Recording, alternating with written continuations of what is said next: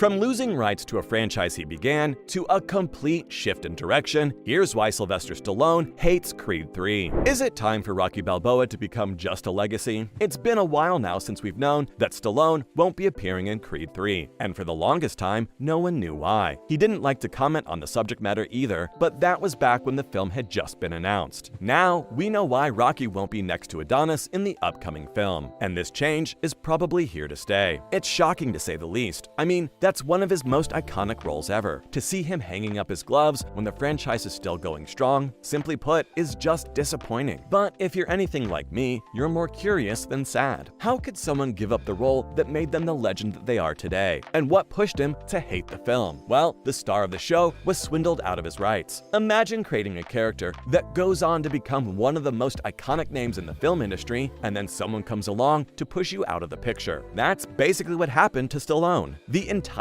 franchise is a product of his creativity. He wrote the screenplay for Rocky in 1975 and its sequels. If you want to take charge of your life, you have to be producing. You have to say, that actor works, this scene doesn't work, let's move it here, I'm not sure, we'll do this scene over. He even directed those original films. But when it comes to legal terms, he doesn't own the rights to anything related to the franchise.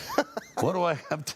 Every movie, I'm being left out of it. How is that even possible? Well, he sold them off to Irwin Winkler back in 1976 for $350K bucks. So technically, it's not wrong that he doesn't have ownership of the franchise, but he stuck to the project for years afterwards, up until Creed 2, and he never got anything out of it. It's not even about the money for him. The Rambo star believes it would have been fair for him to have some kind of ownership, being the creator and everything. That way, he could even have a legacy to leave for his kids in the event of his passing. So I guess I've been doing it a long time, but I haven't actually taken the credit. Like formally. Formally, because I thought it's, it's a little too much. Written, starring, directed, sung by. And the thing is, I don't care about the money. I wanted to leave it to my children. Yeah. You know what I mean? I wrote it. I thought it would be nice to say, here's a gesture, darling. When I'm long gone, this is you. Right. This is what I made for you. This is part of my legacy. That's that all. I... And that's never going to happen.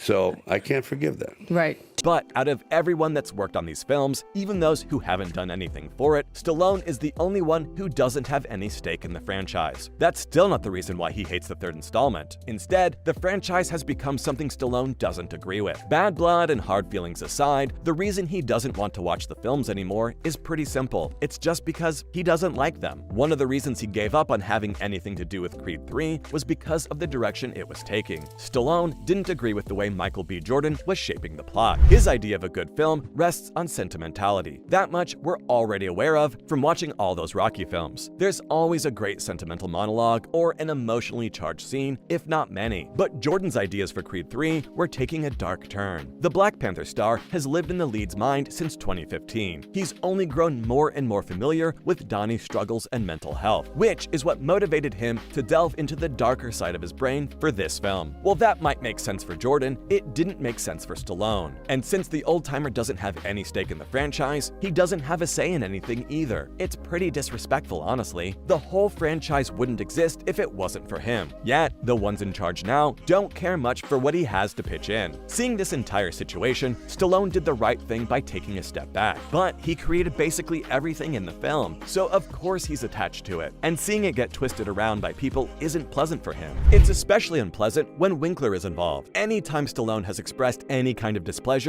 it's been directed towards Winkler.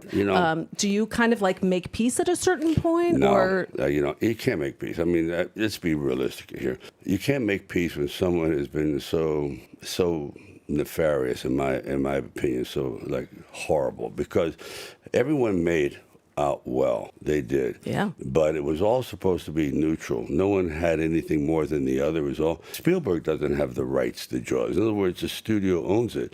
How he got that, I don't know, which means I have to beg him that, can I do this? Can I do that? Oh yeah, all your sons want to be producers? Sure, that's fine. Although Jordan is directing Creed 3 and making all the changes, Sly doesn't have much of a problem with him. Someone that I feel like you've influenced a lot and we've all watched, Michael B. Jordan, Creed 3 coming as well. Yeah. And him wanting to also wear that hat. You think he's inspired by seeing how that has worked out for you? I think he's seen his relationship with Ryan Coogler and me do it. He goes, well, why not try it? Because You never know, I swear to God, until you jump into that deep end of the pool, if you like this or this is really not what I want to do. I've seen actors produce and direct, literally quit in 2 weeks. I'm done. And they're great actors.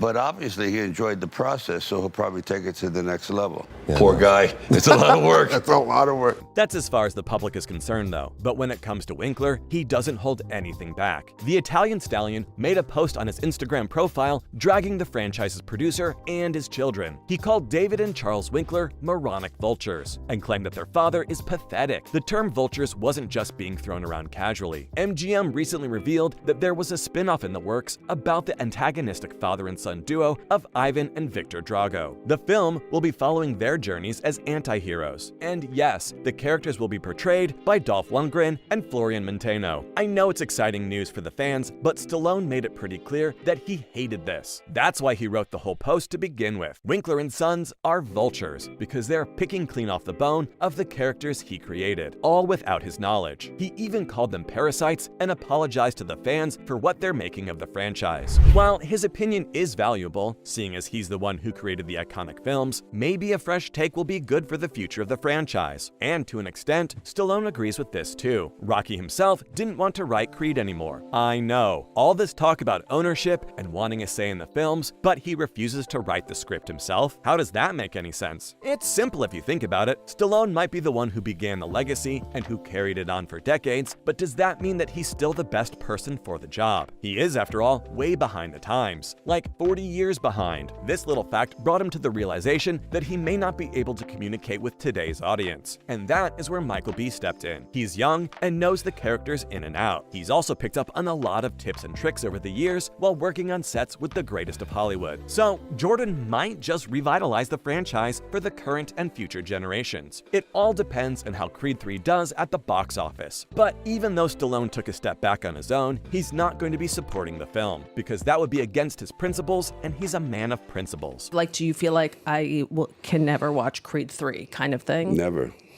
Michael B. Jordan, nice guy. The studio is wonderful. But it's just it's been such a real rough, emotional ride, that's all. If Michael B. Jordan, we come up with a story, I'll do Creed 4 with him as long as the other fella's not involved. Right. He might hate Creed 3, but he wouldn't say no to Creed 4. Stallone has gone from disappointment to hatred to acceptance. And honestly, each stage makes sense. Even though he hates the producers and the third installment, he's up for Creed 4 if they need him back. But not just like that. He's got standards, of course. Sly didn't want to be a part of the threequel because he didn't see a place for himself in it. It makes sense for Rocky to be involved when there's a lot of one-on-one action with Donnie, but in this film, the young boxer is dealing with his own dark past, along with the people it brings. So to put Rocky in that setting would seem a bit forceful, which is disrespectful to the legend. Since the plotline is a part of Creed 3, who knows if Rocky might have a place in future films after all. Still, be it Winkler or the lack of ownership, that was all about how Stallone won't be watching Creed 3. We'll see you in the next one.